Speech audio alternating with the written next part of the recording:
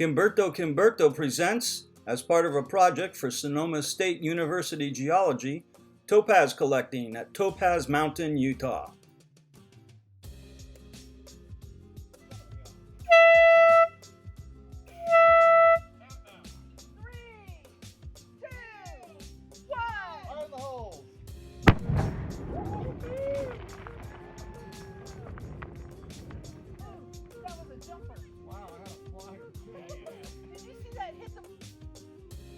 Our trip started about 250 miles ago in Kimmerer, Wyoming, and now we're going to spend a couple of days here in Delta, Utah, looking for sunstones, Cambrian fossils, and topaz, and then we head to Nevada. The topaz collection area is about 1 hour from Delta, mostly on well-maintained gravel and dirt roads. Most cars can make the trip, however, vehicles with low ground clearance might have some trouble. There's public collecting areas here, but I'd strongly encourage anyone interested in finding high-quality specimens to go to Topaz Mountain Adventure's website and consider purchasing a pass for a blasting tour. These tours are limited, so you really have to plan ahead. I've been to this location twice, and each time I took a different route into the mountains. I believe this is a turnoff off of Highway 50. Anyway, Google has excellent maps of this area, including the roads all the way to the quarry. You might want to print some of those out and take them with you just in case. As always, you need to be respectful of existing mining claims. There are some up here in the mountains. Here we are at the quarry, surrounded by topaz-infused rhyolite. This is a private claim owned by the Topaz Mountain Adventures. They did the blasting at the beginning of this presentation. I've used their services on both of my visits here, and the experience was great. Here is a geologic map of the Topaz Mountain area in the Thomas Range of Utah.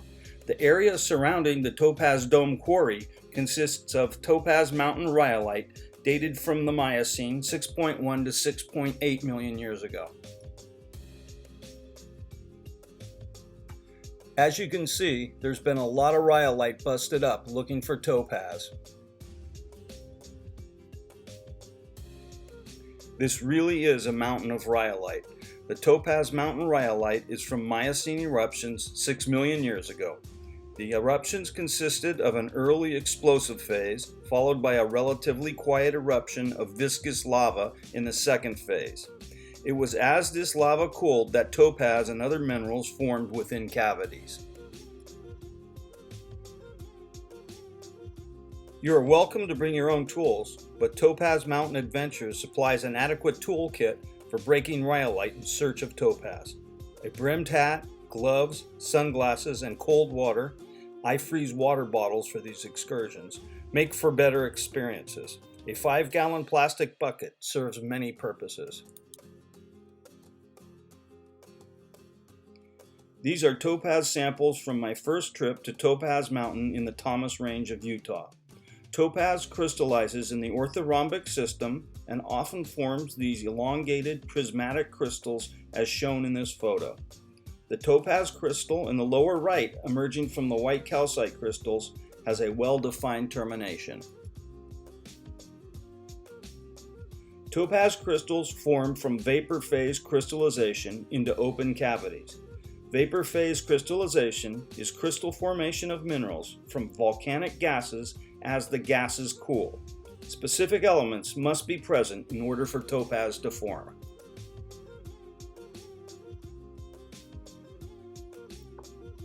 Topaz is an aluminum silicate containing the element fluorine. If you look at the formula, Al2 is aluminum, SiO4 is silicate, and then the F at the end is fluorine, which can be partially substituted by the hydroxy group, that's an OH, up to about 30% in nature.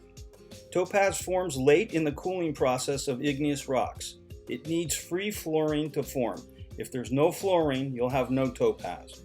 Most topaz is found in pegmatite deposits, but here in Utah it is in a rhyolite deposit. Topaz is hard but brittle. If you hit it just right, it will cleave. It has perfect cleavage in one direction. Here's a little photo of the world's largest topaz gemstone, from Brazil of course. It weighs 13.7 pounds. Here is a nicely colored and formed prismatic topaz crystal my collecting partner found in Utah. You can see it's growing out of the rhyolite and into some nice white calcite crystals.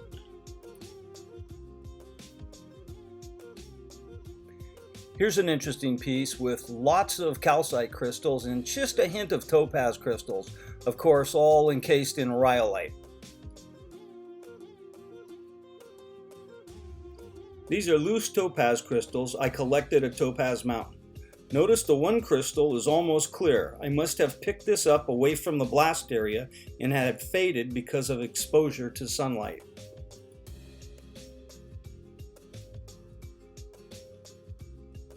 Topaz is a silicate mineral, and silicates comprise the vast majority of Earth's crust. Silicates are silicon-oxygen compounds, and they're centered around the silicate tetrahedron as shown here, with the silicon in the middle and the oxygen surrounding it. Topaz is what's known as a neosilicate. There's several different kinds of silicates. Silicates include lots of other things, including feldspars, quartz, garnets, pyroxenes, olivines, many of which we're going to encounter on this trip.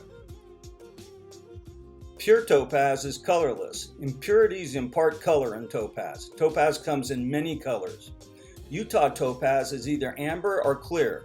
The amber topaz fades to clear with prolonged exposure to sunlight. This topaz is the Utah State Gemstone. If you enjoyed this video, please watch my other videos documenting my geologic road trip, including my trip to the Sunstone Knoll and the U-Dig fossil sites, which are both in the Delta, Utah area. We're leaving Topaz Mountain and the Delta, Utah area and heading west on Highway 50 into Nevada. See you in Nevada. 2, 1. Hey, I thought you said you were going to load that light. I did.